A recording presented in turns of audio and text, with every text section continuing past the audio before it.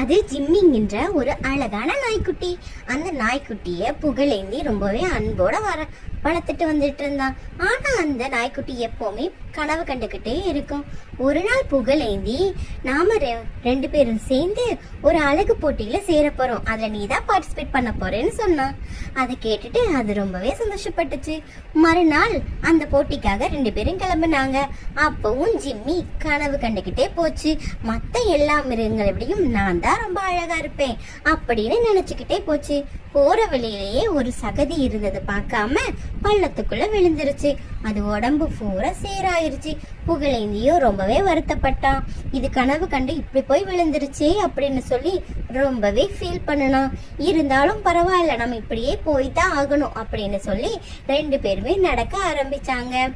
ஜிம்மியும் சேரும் சகதியுமா சேர்ந்து கூட நடக்க ஆரம்பிச்சது. அது அப்படி போகும்போது கூட கனவு கண்டுகிட்டே இருந்தது. அங்க இருக்கிறவங்க எல்லாரும் நான் தான் அழகுன்னு சொல்லி எனக்கு நிறைய எலும்பு தருவாங்கன்னு நினைச்சு